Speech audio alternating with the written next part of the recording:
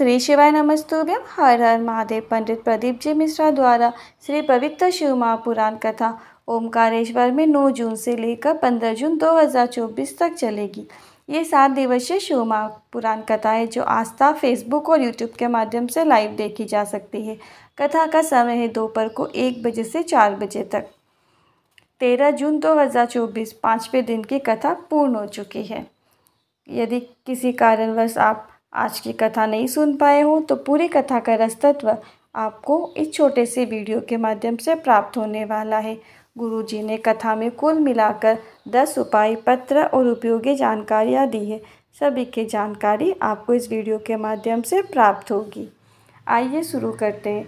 कथा शुरू करते ही गुरुजी ने कहा, शंकर का भगत जब जन्म लेता है तो उसे 5 तत्व प्राप्त होते हैं जो कि इस प्रकार है। पृथ्वी तत्व जो काशी से लेते हैं, दूसरा जल तत्व गंगा जी से लिया जाता है, तीसरा तेज तत्व नदी से लिया जाता है, चौथा वायु तत्व कैलाश से लिया जाता है और 5वां अंतिम तत्व आकाश सिर्फ स्वयं भोलेनाथ प्रदान करते हैं। बढ़ते हैं कथा की दूसरी विशेष जानकारी की ओर। गुरुजी ने कहा, 12 ज्योतिर्लिंग में आप जाकर दर्शन कीजिए।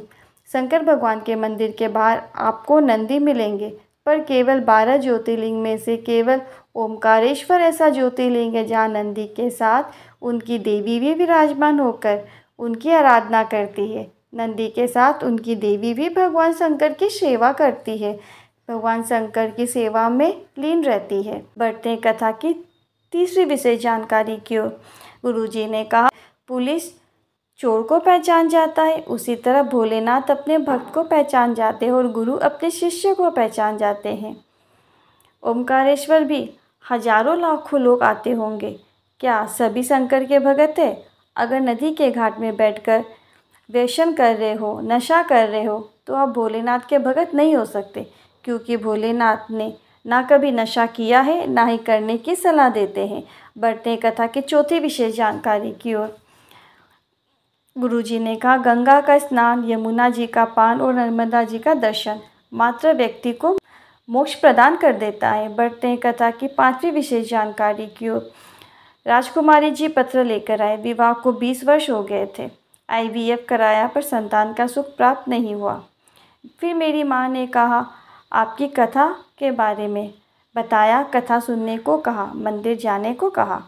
मैंने मंदिर जाना शुरू किया, जल चढ़ाना शुरू किया, पशुपतिनाथ का व्रत किया और भोलेनाथ की कृपा से पुत्र रत्न की प्राप्ति हुई है। इसी का आभार व्यक्त करने के लिए कथा पंडाल में आई हूँ। बढ़ते कथा की 6वीं विशेष जानकारी की ओर।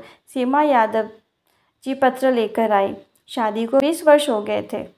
हमने तो आस ही छोड़ दी थी कि संतान होगी, पर मैंने आपकी कथा सुनकर भोलेनाथ की भक्ति करना शुरू किया, जल चढ़ाना शुरू किया, मंदिर में साफ सफाई करना शुरू किया, मंदिर की चाकरी करना चालू किया, सेवा करना चालू किया, पशुपतिनाथ का व्रत भी किया और किसी के कहने पर सफ़ेद आंकड़े की जड़ का प्रयोग भी किया और 20 वर्ष के बाद मुझे पुत्र रत्न की प्राप्ति हुई है। इसी का आभार व्यक्त करने के लिए कथा पंडाल में आई हूँ। बढ़ते कथा की 7वीं विशेष जानकारी की ओर। रेखा जी पत्र लेकर आए। मेरे पति की किडनी खराब हो गई थी। डॉक्टर ने ऑपरेशन का बोल दिया था। 2 माह इलाज के बाद हालत बहुत ज़्यादा खराब हो गई थी। डॉक्टर ने केवल 1 हफ्ते में मृत्यु हो जाएगी ऐसा कह दिया था। सब जगह से हार गए। फिर सीहोर कुबेश्वर धाम जाकर रुद्राक्ष लेकर आए। वह जल शिवलिंग पर चढ़ाकर प्राप्त करके आचमन करवाना शुरू किया और मंदिर में साफ सफाई करना शुरू किया, मंदिर की चाकरी करना शुरू किया और आज मेरे पति पूरी तरह से ठीक हो गए। डॉक्टर भी हैरान है। उसी का आभार व्यक्त करने के लिए कथा पंडाल में आई हूँ। बढ़ते कथा की 8वीं विशेष जानकारी की ओर। अंजना जी पत्र लेकर आई। मेरे बेटे को सरकारी नौकरी नहीं मिल रही थी, तो मैंने उसे मेहनत करने को कहा और पशुपतिनाथ का व्रत करने को कहा और मेरे बेटे ने 2 एग्ज़ाम दिए। दोनों एग्ज़ाम में बेलपत्र के बीच वाली पत्ती पर शहद लगाकर एग्ज़ाम दिया और दोनों में उसका चयन हो गया है। इसी का आभार व्यक्त करने के लिए कथा पंडाल में आई हूँ। बढ़ते कथा की 9वीं विशेष जानकारी की ओर। सोनू जी पत्र लेकर आए। 12 वर्ष हो गए, संतान का सुख प्राप्त नहीं हुआ। डॉक्टर ने भी कह दिया था संतान नहीं होगी। पहली बार सफ़ेद आंकड़े की जड़ का प्रयोग किया, गर्भ नहीं ठहरा। दूसरी बार प्रयोग किया, गर्भ नहीं ठहरा। तीसरी बार प्रयोग किया, फिर चौथी बार प्रयोग किया, आंकड़े की जड़ का प्रयोग, फिर भी गर्भ नहीं ठहरा। आप कहते हो ना बाबा पर विश्वास बनाए रखो, पांचवी बार किया, बाबा की कृपा से गर्भ ठहर गया, संतान की प्राप्ति हुई है। इसी का आभार व्यक्त करने के लिए कथा पंडाल में आए हूँ। बढ़ते कथा की 10वीं विशेष जानकारी की ओर। गुरुजी ने कहा, अगर तुम्हारे पास बल है, तुम्हारे पास भगवत का भजन है, भगवान के भजन का बल है, तुम्हारे पास में वैभव का बल है, तुम्हारे पास में सत्ता का बल है, तुम्हारे पास भगवान की कृपा है, तुम्हारे पास विशेष पद है, तो प्रयास करना अपने भजन से, अपनी कुर्सी से, अपने बल से किसी को भी अपशब्द मत कहना।